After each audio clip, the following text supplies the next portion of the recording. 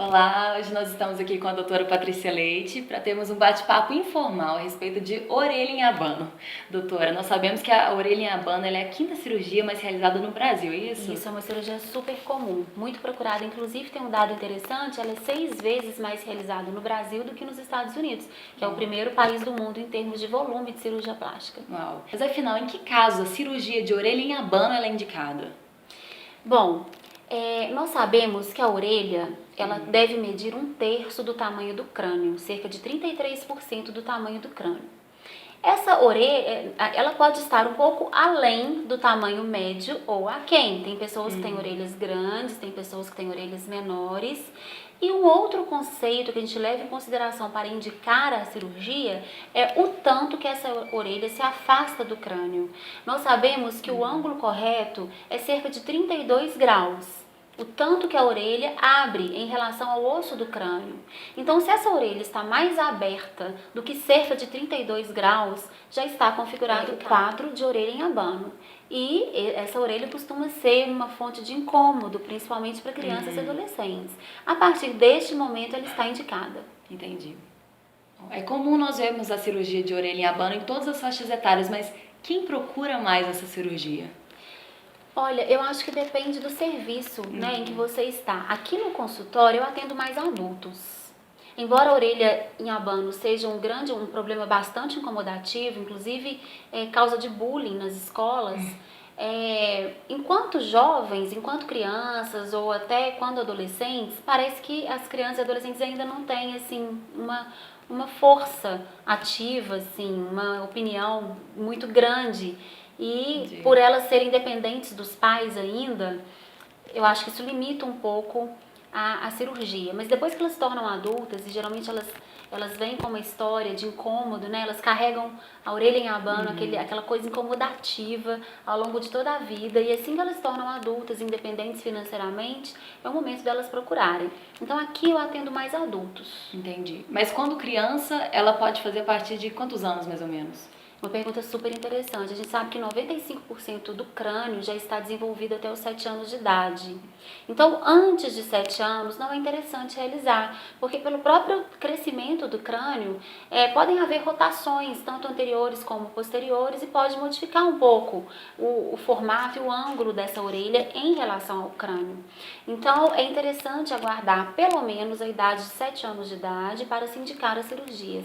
Muitos pais trazem os filhos aqui no consultório antes disso, quando eles entram na escolinha e começam a sentir, a sofrer o bullying mesmo, os apelidos, dumbo, orelhudo, e aí os pais trazem na ansiedade de operar. Eu sempre oriento, nesses casos, a guardar no mínimo até 7 anos de idade. Mas se ele operar antes disso, tem chance da orelha voltar a ser de abano? Tem chance de voltar, tem chance do problema não ser corrigido totalmente, mas tem chance também de ser uma cirurgia resolutiva e de sucesso. Mas o ideal, até pelos livros, até pela teoria, é aguardar no mínimo 7 anos. Depois disso, a cirurgia está indicada caso ainda seja um fator incomodativo. E como que é a cirurgia? Ela é considerada uma cirurgia simples? Ela é feita em ambiente hospitalar? Como é que é essa cirurgia?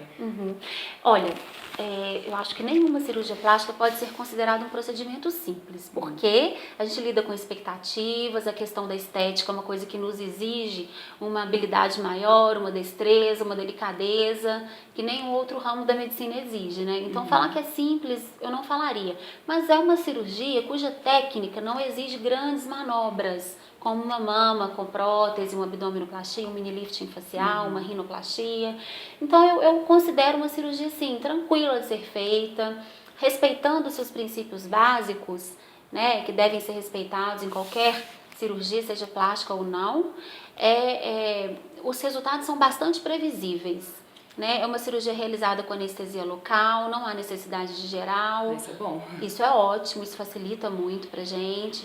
Os cortes são pequenos, são escondidos. As manobras cirúrgicas são relativamente tranquilas, né? E eu acho uma cirurgia, assim, a partir do momento em que ela está indicada, que a pessoa atingiu aquela idade de 7 anos, os pais têm condição de pagar por essa cirurgia e a criança sofre com a orelha em abano, eu acho que não pode postergar, não. porque a gente sabe que o bullying e a perseguição nas escolas podem ser causa de problemas psicológicos futuros, ou até causa de um comportamento um pouco mais alheio, um pouco mais introspectivo. E nessa fase escolar, a criança está em plena formação da personalidade. Ela está se relacionando com outros, ela está descobrindo o mundo, ela está descobrindo a relação humana, né? Com o coleguinha, com a professora. Ela precisa se sentir bem naquele meio, até para desenvolver todas as suas potencialidades.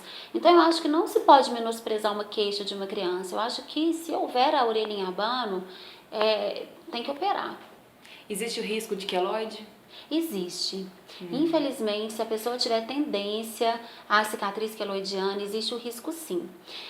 Não é tão grave isso, porque a cicatriz estará escondida. Ela é realizada assim na dobrinha de trás da orelha. Ah, tá. Então, mesmo se ela tiver uma cicatriz não muito fininha e não muito perfeita, essa cicatriz vai estar escondida. Mas existe o risco sim. A gente tem sempre que pesquisar a história familiar e a história pessoal do paciente. Se ele já é um paciente que tem história de queloide, é importante deixar isso muito claro no pré-operatório para que o paciente saiba desse risco. Isso é para qualquer cirurgia, né? Para qualquer cirurgia. E o ruim é que o queloide não tem um tratamento definitivo, né? Nós temos tentativas cirúrgicas e não cirúrgicas também para controlar o queloide, mas aquele tratamento 100% eficaz ainda não existe. É muito importante essa pergunta. Letícia, para fazermos a cirurgia em abano, algumas estruturas anatômicas têm que ser levadas em consideração. A primeira delas é a hélice, que é todo esse envoltório aqui, a antihélice, que é essa região aqui. Geralmente na orelha em abano, a antihélice está mais plana, não tem aquela voltinha característica da orelha, né? E por fim o ângulo da orelha com o crânio, que deve ser, como eu falei antes, de 32 graus ou cerca disso. A região de lóbulo, o trago, a fossa triangular e as outras estruturas anatômicas não são tão importantes assim para a cirurgia de orelha em abano. São componentes importantes como um todo, mas não são estruturas especificamente trabalhadas nessa cirurgia. Então, resumidamente, aqui tem um desenho esquemático do que seria uma pessoa com orelha em abano, aqui, ó, com aquela região que eu expliquei mais plana, com aquela dobrinha menos evidente, e com a hélice, todo o pavilhão auricular superior mais afastado do crânio. E aqui um resultado esquemático do que seria o depois, né? O corte é realizado aqui atrás da orelha, bem no sulco da orelha com o crânio. Através desse corte por trás, nós trabalhamos a cartilagem e aproximamos alguns pontos da antihélice, fazendo com que essa voltinha ela fique mais sutil, mais harmoniosa e mais dobrada, entre aspas. Depois, a gente tem que fazer a hemostasia, cauterizar todos os vasinhos e aqui o fechamento da pele. Você pode ver que o corte fica bem na voltinha natural da orelha. Então a parte que nós colocamos brinco não é... Essa parte aqui, o lóbulo? Isso. Não. Por exemplo, o lóbulo é onde nós colocamos os brincos, né? Então a gente não tem que cortar só se a orelha for muito grande e o lóbulo contribuir para isso. Então, de repente, tem pessoas, adultos geralmente, que têm o pavilhão auricular muito grande em extensão. E aí, às vezes, nós lançamos mão de um encurtamento do lóbulo, que contribui para que a orelha fique mais delicada, num aspecto geral. Mas a cirurgia de orelha em abano consiste nisso, olha, no corte atrás, novamente as suturas das cartilagens, dobrando, fazendo uma dobrinha aqui, mais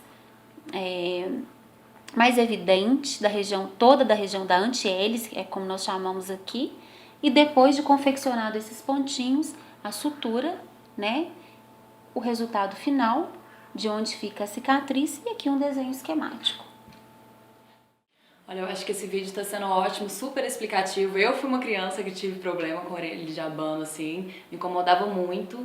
Mas assim, agora só para finalizar, conta pra gente como é a questão da recuperação. A recuperação é um pouco chata. A cirurgia de orelha em abano é um pouco dolorosa. Você operou a orelha? Eu operei quando criança. Você lembra, assim, da dor? Não. Porque realmente incomoda um pouquinho. A orelha, a maior parte é cartilagem. Cartilagem é uma estrutura rígida, ela não é muito complacente. Então, dá o edema, né, pós-operatório, que é uma coisa natural de toda a cirurgia, e a sensibilidade nas orelhas é um pouco maior. Então a dor realmente chega a ser incomodativa. A gente tem os analgésicos, o pessoal vai tomar no pós-operatório, antibióticos, anti-inflamatórios e é bem controlada. Mas não é uma cirurgia assim que dá para operar hoje e jogar bola amanhã de jeito nenhum. Tem que fazer bastante repouso. Tem que usar faixa, né? Tem que usar uma faixinha. Isso eu lembro. Pelo risco assim da pessoa dormir à noite, o paciente e dobrar o pavilhão auricular e soltar os pontinhos dados ali delicadamente na pele. Então eu peço para dormir com a faixa de 1 semana a 15 dias. Os pontinhos são retirados com 15 dias. É importante tomar anti-inflamatórios, analgésicos, antibióticos, porque as infecções nas cartilagens são bastante graves, a gente tem que evitá-las a todo custo.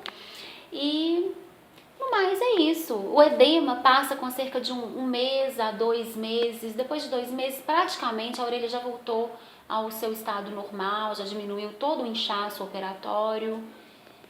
E eu acho que é bem tranquilo, assim, é uma recuperação, embora dolorosa, é tranquila. Patrícia, muito obrigada por essa consulta. Acho que vai ser muito explicativo para as pessoas que estão em casa e não podem estar aqui tendo uma consulta pessoalmente com você. Acho que foi bem bacana, é sempre um prazer aqui estar aqui com você.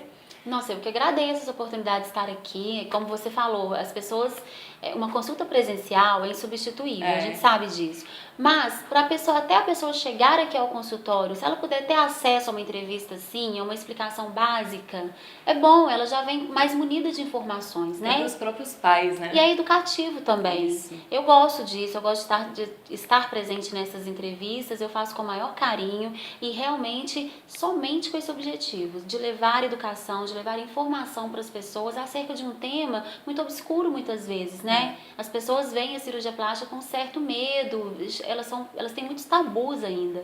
Então, sempre que eu posso esclarecer, eu faço questão disso. É com muito carinho que eu estou aqui hoje. Obrigada. Por nada.